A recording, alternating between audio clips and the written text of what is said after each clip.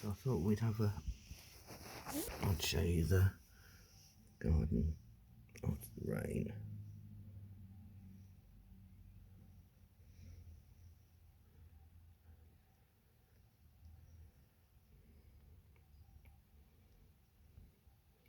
It's my colour changing fence.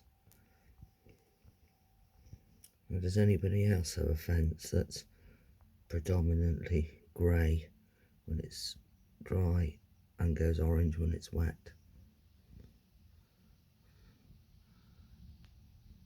Are those blossoms being particularly hardy considering the amount of wind and rain we've had?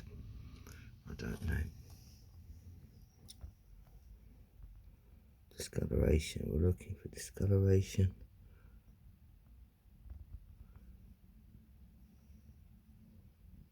So really the question would be, if you were to soak wood in liquid ammonium sulfate, let it dry and then add water to it, would it turn orange? Because remember, this isn't having this effect on this fence because it was sprayed once or twice. This has been consistent over years, and saying, oh well, other people's fences have done the same thing doesn't normalise it. It just makes it much more serious, and surely you can see that.